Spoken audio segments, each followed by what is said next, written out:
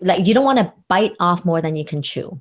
Yes. So it Agreed. may be looking at one aspect. So Yes. instead of doing, I'm going to conquer exercise and food and sleep all in one shot, I'm going to do it all, right? Yeah. So instead of doing that, just pick one. Pick Yes. one. What is Absolutely. the most meaningful for you right now?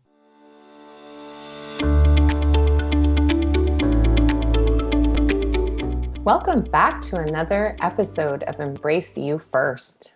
So we're already into mid-January, and some of you may have created some New Year's resolutions and wanted to establish some new habits. Perhaps you set out to lose some weight and start a new diet, go to the gym if they're open. We're actually recording this back in December so that we could be on time with releasing our podcast. So maybe the gyms are open, maybe they're not. Maybe you set out to make sure you're walking every day, but you've created a new physical exercise habit in your mind. You're setting yourself out to do it, be happier, better mental health. Perhaps you are trying to just, generally speaking, be more healthy, try something new. Or maybe one of your New Year's resolutions was just to be less stressed overall. It's so important to talk about this and, all the goals that we set out, because according to US News, 80% of people give up on their New Year's resolutions by the second week of February. And that is in about a month right now. So that means most of us are starting off committed, but then the enthusiasm drops right off and we get into that kind of whole rut again, and then we're hard on ourselves. So we're going to look at New Year's resolutions and creating new habits in a different light. What is a habit? It refers to a behavior that is done automatically with little thought, like brushing your teeth. If you can brush your teeth, you can create a new habit. It usually takes about 3 weeks to develop a new habit.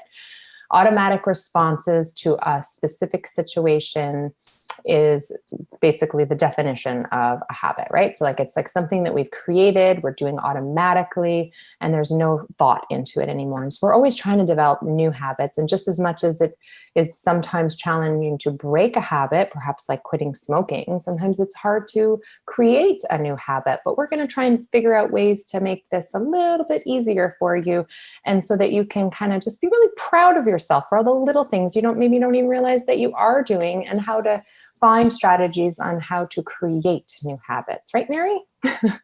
Totally. And so you hit the nail on the head, though. It is so important to create new habits because, as you have already said, 80% of the people will drop off.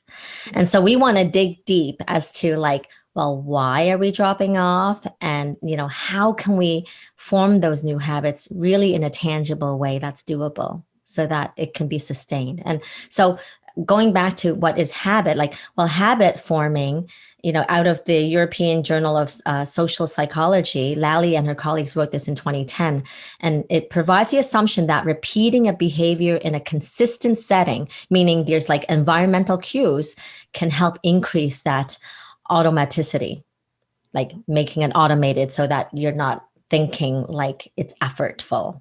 Right? Because don't you think that oftentimes when you start a new habit, it seems like it takes a lot of effort?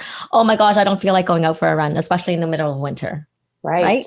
Yes. So and there's a lot of forethought around how to create those bigger, I guess, habits, all little setups. And I did in university, I did a course on cognitive behavioral therapy and changing, or creating habits and breaking habits. And I remember my project was on learning to not, at the time I had acne, to not pick my face because I would pick my pimples.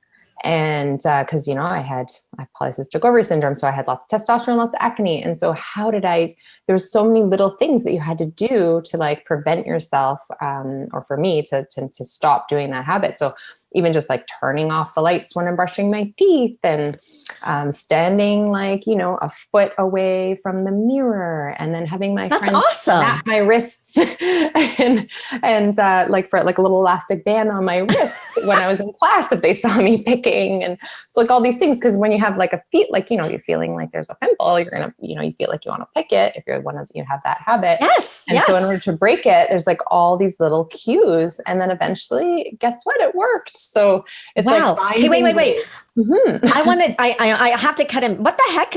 I want to know about the little rubber band. What is this on the wrist? So You it's got almost someone like else it's like a to? negative association. Like Yeah, they're obviously. like you're picking, snap. So I asked them Oh, to your do it. friends will do it. Yes, my friends would do it. So I would be in class. It's such a it was such a subconscious thing at Oh, the time. I so would be at cool. Waterloo University, and I'd be sitting in class, and it was part of the project. And then I would record how many times they had to snap my wrist, and then over time it became less and less. Right. So it's amazing how much it takes sometimes to break a habit. And I I didn't warn you that love I was that. going to talk about this in this No, episode, but it's it so, just came to me, it just dawned on me well, that it takes a lot of strategies sometimes to develop or to break a habit, and that you need to love be it. kind to yourself when you're trying to establish a habit. Even you can't just throw in the towel if you maybe perhaps have said, oh, I said that I was going to work out and I didn't, so forget it for the year. No, it's like setting up like little things that are so important, like putting your Yes. clothing by your bedside and making sure your music list is going, your earphones are charged for your walking outside or your run outside, and like just setting yourself up for success, right? Just kind of like you would do Yes. with a child, right? Like how are you setting them up for success so that they remember to bring, when they're going to school, their mitts and their winter hat and their boots and such, so they stay warm. You're not just saying, remember everything. Maybe you're creating a list and you're saying, okay, these are all the things, let's do it together. And you kind of, you're dampening it, you're dumbing it down essentially. And when you got to do that same thing for yourself, you got to be like kind to yourself, right? Like you set yourself up for success rather than failure. And then you also want to be kind to yourself if you're not 100% successful, because it Love takes it. time and bits, right? Yeah. So you're basically living well, you're actually telling people how to do it in a very practical way. So let's just reframe this back to, okay, what are we doing here, right? We're wanting to develop new habits. Yes. You basically, well, what they find in science too, like we all know why. It's like we choose to we want to change something. For example, if you want to lose weight, it's like, why you want to do it. You want to feel healthier. You want to feel better about yourself, but how well are we doing it, right? It may last for a while. And that's why people do the yo-yo dieting. It's like, oh, I did it for a while and then you give up. But it's like, well, why? Why does that happen? Because basically the goal is not working. So you lose your weight, and then you go back to your old habits, and then it's like going back on this roller coaster ride. Right. And so even like with pain, people will like, oh, I have pain, so I'm going to get treatment. They come for acupuncture and then they feel better. And then they'll always ask me, oh, am I cured? I'm like, well, are you going to do the same thing that caused this in the first place? Because if that's so, there's no such thing as a cure. It's like, we got to look into your habits that cause this. I can certainly help it, but it's up to you to do something. So the knowing your why doesn't actually, it's good to know it, but it doesn't make the difference in creating that new habit and make it become permanent. And like I said, making it become automatic. Yes, it needs to become like an unconscious kind of automatic reaction, because, you might start by controlling it with goals and rewards, but it has to shift to that non-conscious automatic habit forming. Like I said before in university, turn off the lights to brush my teeth. And that just became a habit. Yes. So that I wouldn't pick my pimples, right? And then it was like, it's so great. Then it's not even a choice. I don't even pick them anymore, right? And what's great about that is you're alluding to, how do we shift our self-regulation? Well, you physically have to turn off the light so you don't see yourself. Right. or stand far back. So again, you don't get so close up that you see them and they'll bug you and they'll, feel it's like really prominent, even though it may not be at all, right? Yes, because I magnified it. It's like this, I learned that I hyper magnified, like people didn't, when people look at you, they're not looking at your face directly at your pimples only, they see you head to toe. But if you turn on the lights and you've got acne and then you're just, staring there, you're like, I got to squeeze those out. Right. So, but if you turn off the lights, you see yourself like, well, a little bit. Yeah. I love this. For those that are listening, you should totally watch this episode because I love the visual that you're giving. Right. Just saying. Anyway, so I don't know if you've read the book, Dr. Tanya, and James Clear wrote Atomic Habits. No. Do you know that one? Love No. it. Love it. Anyway, Okay. so, he's talking about it actually takes 2 to 8 months. Oh, And so not that 3 weeks. actually accounts Interesting. not Okay. 3 weeks, because three Okay. weeks, if we know that 80% of people are stopping their New Year's resolutions Yeah. and Yeah. in a month and a half, that's not three Yeah. weeks. That's I would under two find though, months just still. generally, like clinically, I'll often say to patients, follow up with me in 4 weeks. Let's see how it's going. And I find that people do really good for 3 weeks and then they've fallen off track the week before they see me at that month mark. And then I'm just kind of helping Yes. them get back on track. So I feel like 3 weeks, I don't know, maybe like maybe it is 2 months. Maybe it is like 3 weeks to like just learning on how to develop the habit. And then maybe it's really solid at the 2 month mark. That makes sense, actually. And it depends on the person, right? That's Correct. why he says actually Sure. 2 to 8 months. Wow. Right. Yeah. So, it depends on the habit that you're Mhm. working on breaking. So Right. maybe certain habits may be very easy, and then Right. other ones are more difficult, and Mhm. that may require more effort. Right. And we're going now into the strategy. So what we basically said was, yes, sure, fine, have your goal, but the goal is not what's making the difference. It's the Mhm. strategy that gets into place. Mhm. And so what are they, right? So and then, after that 3 weeks, I love it that you shared this. They go back to you. Well, what's that for? That's part of the strategy, because Yes. that's, you Social holding them to support. account, Yes. right? So Accountability. that doesn't mean the Absolutely. habit is formed. That No. means they're just wanting your extra support, and maybe like a Yeah. little flick on the wrist, like the elastic band. Yes, except that I always try to come from a place of non-judgment, because people will sometimes come back to see me with their tail between their legs and their head down. Like they were like, I failed. I didn't do everything you asked me to do. I'm like, wait a minute. This isn't about failure. Let's look at the successes. And then they'll say, oh, I've only lost 4 pounds. I'm like, that's amazing. Like, 1 pound a week. That's what I'm wanting to see. Right. Like Yes. it's Yes. like 500 calories less consumption every single day. You're a winner. It's because they're used to saying, for example, they're seeing Biggest Loser, and people who are, morbidly obese, perhaps they're Oh my losing, gosh. 20 pounds in a month. And that's because they have that weight to lose. But for the average, slightly overweight, perhaps even just obese person, you're not going to be Yes. losing that much weight. And even if you only lost that, much weight and you are morbidly obese, it's still a success. You have to focus on the successes That's right. to motivate you to keep going. So it's like, 100%. I am Yes. not coming from a place of judgment, and the flick on the wrist maybe is just me more just like, okay, let's see what your successes were. And the flick is like, where do you want to redirect? What do you want to focus on this time, so that you So can then that brings best us for you. to the strategies, right? Mhm. And so for someone else, they might actually even like cancel the appointment because they're so ashamed that they Right. haven't taken the steps to what they think they should be at. And Mhm. so they're like, oh my gosh, I can't even show my face. Right. So they may Yes. cancel it and not even come at all. So Yeah. let's bring it back to, so what are we talking about here? So number one, let's be realistic, and you covered Right. that. So, Yeah.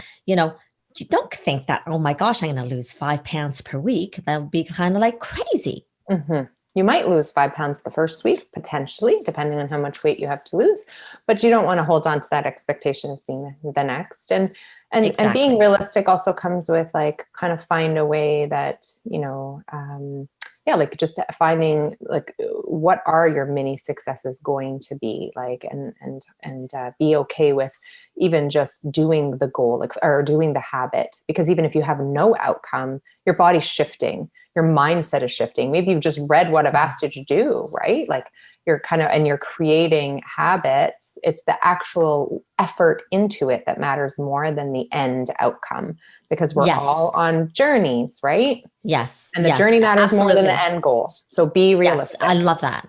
And Mm-hmm. and you know what, then I'm going to just segue straight into this piece.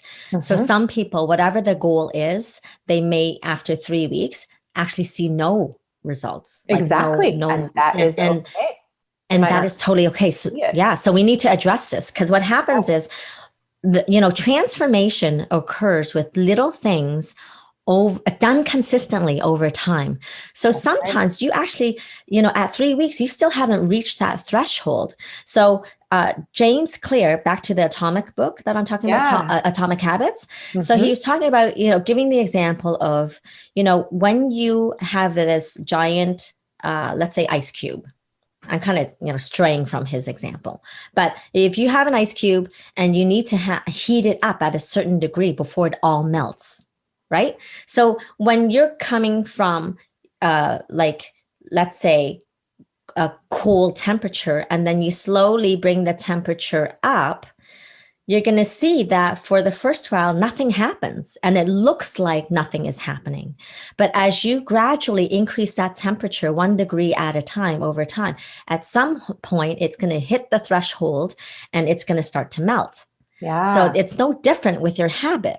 So at first it's like, oh my gosh, it's nothing, nothing, nothing. But really, when the time comes, when you hit that threshold, when you've crossed over that plateau, and then you start seeing the benefits, before that happens, it's literally that consistent effort that gets you there. It's not that last degree that gets you straight there. It's like that leading up to it that is part of the process. Yes. So it's great what you said. Yes. Right. There are often metabolic shifts in your body.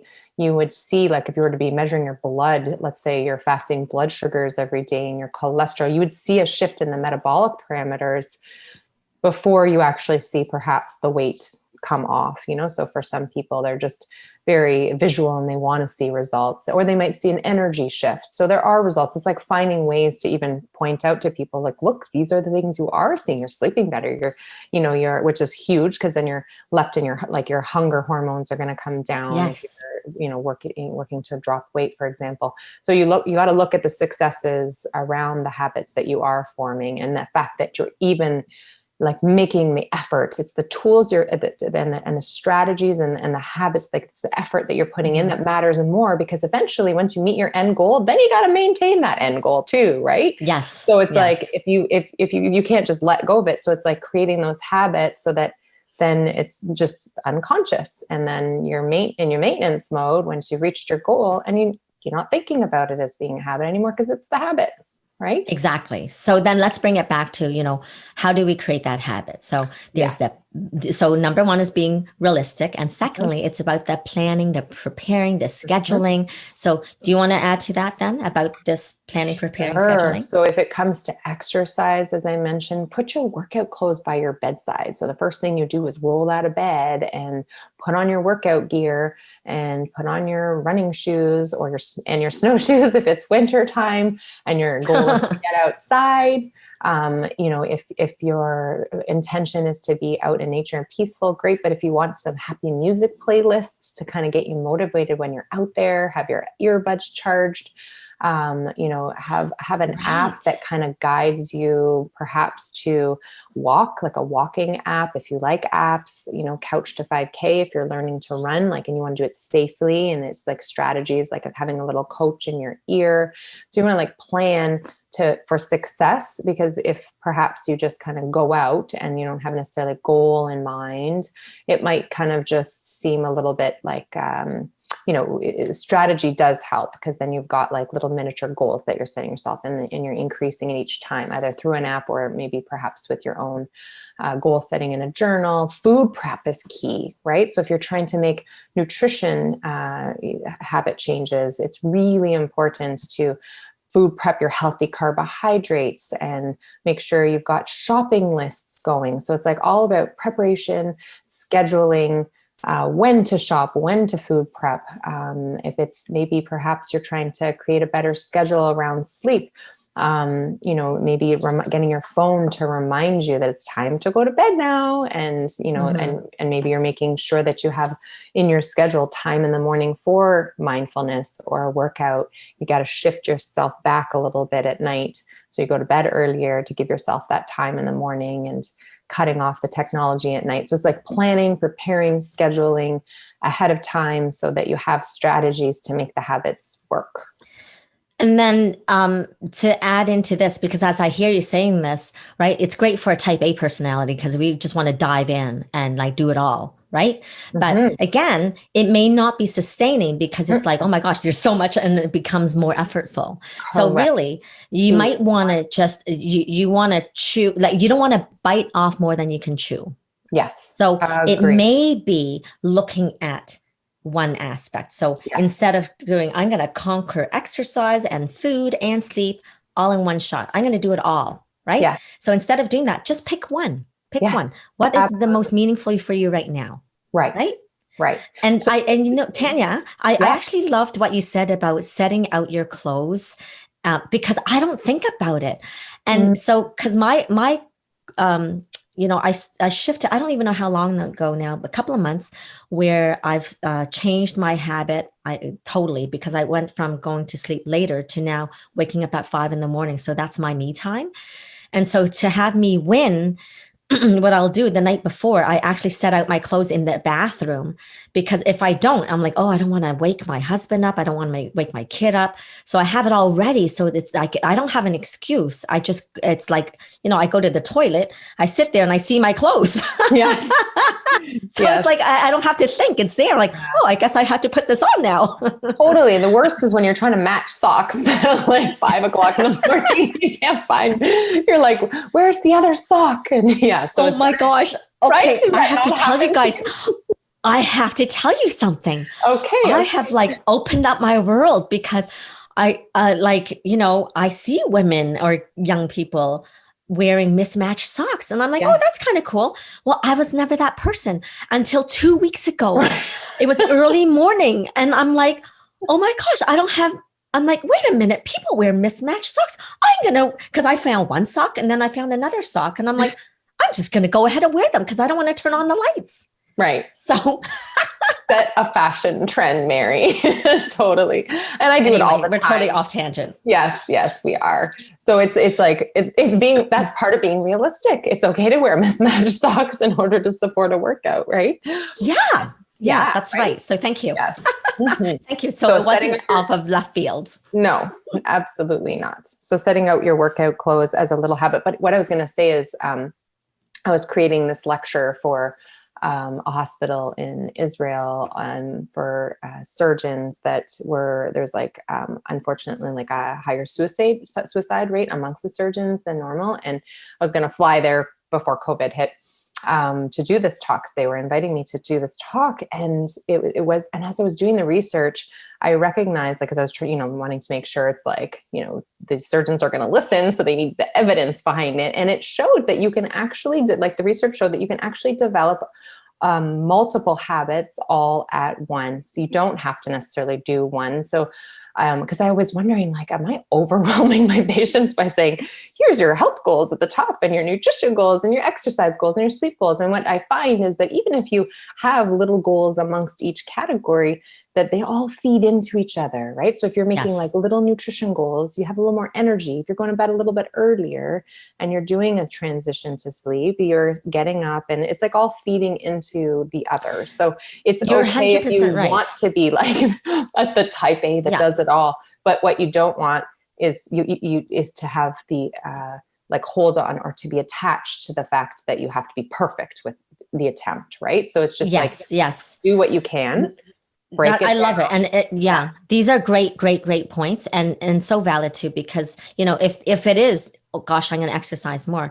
Well, you actually just naturally will want to eat a little better, right? Because it's like, oh, I've done so well for my body. Then I just kind of crave something more nutritious, right? Yeah. Mm-hmm. I mean, and there's a mindset shift too. So, and again, for some, it's like, no, that doesn't happen for me, because I feel like, oh, now I deserve my dozen donuts, whatever it is. But anyway, so that's why I'm saying, like, little things that's doable over time makes a huge, creates a whole different trajectory. And that's what we're aiming for. Yeah. So, quick recap. So, because we're running out of time. Yes. And so it's be realistic, plan schedule, sometimes with an app, sometimes you can just use notifications straight off your phone or write it down in your journal, whatever works. And then creating new habits and getting the support that you need, whether it's like yourself, your friend, or an app or a coach, or, naturopathic doctor like Dr. Tanya, acupuncturist like myself, whatever. And then track your progress. And that's also sometimes app based. Mm-hmm. And then lastly, and so important, and you talked about this, it's like celebrate what you have done versus the lack, right? We always like looking towards to fill the gap, but it's like, no, celebrate what we've done and today. Yes. So on that note, let's celebrate by sharing what filled your cup today. So I would say what filled my cup recently was what I was noticing with telemedicine phone calls or telemedicine Zoom, connection, telehealth calls with my patients. I was getting a lot of neck and shoulder tightness. So I'm making this special effort to block off little breaks to do yoga between, like little stretches to improve my neck flexibility. And I'm feeling a lot better doing it. So I would say to my patients, and then also sometimes I'll stretch with my patients and they'll get a little bit of stretching in there too. So just prioritizing my own physical health. I'm definitely making that effort, and I plan to do it more even into the new year. Oh, that is so awesome. So, what fills my cup and what I'm very present to is that I've been putting so much effort into the podcasting, and we're going to launch and create an online course, you and I, and, still running a clinic and seeing patients and all of that. And I'm like, wait a minute, I need to schedule in time for my husband in our relationship because everything else gets filled up. Yeah. So this morning, we were supposed to sit and chat with a therapist.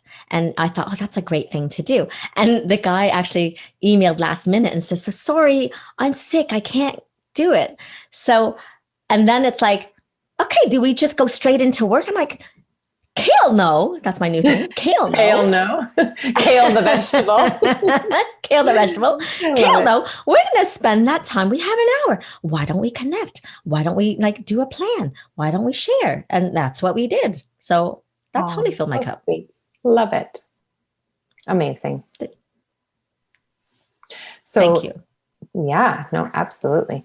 I would love for you to share this episode, Embrace You First. Go on to embraceyoufirst.com and subscribe and like and comment and go on Apple iTunes. And ideally, if you could rate us and give us a thumbs up, but tell us what you think about our podcast. And once you've done so, take a picture of it and share a story on Instagram.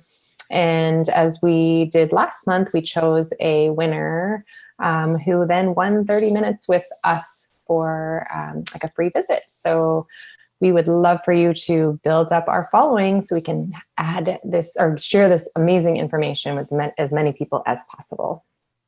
So thank you so much for watching and sharing and liking. We look forward to the next one. See you soon. Bye.